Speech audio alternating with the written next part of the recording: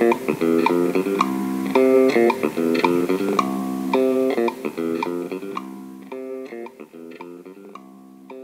lot has been spoken about your significantly large Series A round which you raised, the largest for an Indian e-commerce player. Tell me a little about that. As an entrepreneur, and that could lead on to how entrepreneurship. I'm not sure of the largest e-commerce. It was the largest from a grocery perspective, but I'm sure people like Flipkart and all have raised much larger. Next round. Okay, that way. Okay, so Series A. All right. Series A is probably the largest. So we raised 10 million. 10 million. You're right. I think yeah. So I mean, the question was like, how's entrepreneurship itself changed? In terms of availability of capital, mentors. See, it's changed a lot actually. Frankly, in 99, 2000, it was a frenzy actually. So you just come out of college and you have an IM tag or something with you, and you go there and say, I want to start myphotos.com. And some 3 guys are there to kind of put in money, right? And then you say myhouse.com, and some 4 other people are there to put in money. And it was crazy. That's what caused the whole. Well, obviously, they were not viable models, so people are not depending on advertising to kind of bail them out. Right. So I'll earn advertising revenue, whereas everything else to the site is free. Right? So revenue models were a huge suspect. And right there, that's probably because we had a little more grey hair at that time, because we were early, we were 37, 38. Not that we were what we are today, but we were obviously more experienced than some of these people. So we realized one thing, that this whole banking on advertising to come from somewhere is a myth, right? How will it come? You have to build traffic. You have to why will an advertiser come and put money into you unless you have traffic? So we decided day one, no advertising revenue. Ours is going to be pure commerce that we're going to generate. To the extent that FabMart, we didn't call ourselves e-commerce. We called ourselves retail. Yeah. So it was very different. We told ourselves it's hard, because if you go to a VC and say retail and all, you'll say, what are you talking about? If it's e-commerce, you put money. So we obviously used to kind of switch between e-commerce and retail. But we told ourselves it was retail, and because we told ourselves it was retail, we didn't excessively build it on technology. Technology is a good enabler. Technology is very expensive those days. So we built it like a retail company. So we built merchandisers. We understood merchandise, learned merchandise. How do you put brains there? How do you price it effectively? How do you promote items effectively? Rather than building a e-commerce engine. Right. So most companies are spending a lot of money and time in building a technology company rather than building a retail company. So a few things like that helped in terms of us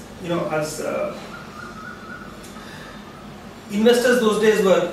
Today, I think they're obviously a lot more careful, right? So today investments will come into models which will still be on Excel, but it will still be, so investor wants to see your obviously passion, etc. is a given. None of those have changed in entrepreneurship. So investors gauge all that. That's very easy to gauge. You're talking to somebody, how passionate or cold he is to that business. But if the business is not scalable profitably, they will not invest. And that's very important today. That you need to project your business to a person who's investing. Right. The fact that the business is scalable and it's going to be profitable, so it needs to make money. So it's like any other business, right? So it's not a valuation game. I don't build serious amount of top line, bleed a lot, and try and work around this whole valuation game. So people want to see sustainable, scalable, profitable models. Right. And that's what they want to invest in. So that's the change. Right. And so that helped us to a great extent, because when we went to the market to raise funds, Ganesh was primarily leading that effort for us, because he along with us were the first investors into Big Basket. So we went and met a lot of people, and the first thing they used to say is, oh, grocery, sorry, it's like milk van, so we don't want to kind of touch it. That became a huge problem for us, because why webvan failed was slide number 10 or 12. Right. Within 2 meetings it became slide number 1, because that's all people wanted to hear, right? What is the difference you're making? How are you not going to go bust like webvan? And we clearly realized that the key mistakes that they had made was over investing into technology, into delivery, right? The same mistake that we did. So that is key. So we put that up front and said, we realize that, we understand that, and we know how to build low-cost models, effective, that will work. I think that worked. So then we were getting into round 2, round 3 with certain people, and then there came Raj Kondur from SN Capital and said, I've just joined SN Capital, and I'm building the e-commerce VC portfolio, because they are basically a PE fund. And I can't believe this, but I'm not too sure how it will go with our investors. But I'm going to give this a serious shot. And I think the moment he met us, the key thing that he understood is that people like us would focus on building sustainable, scalable, and profitable models, and not just build it for valuation purposes.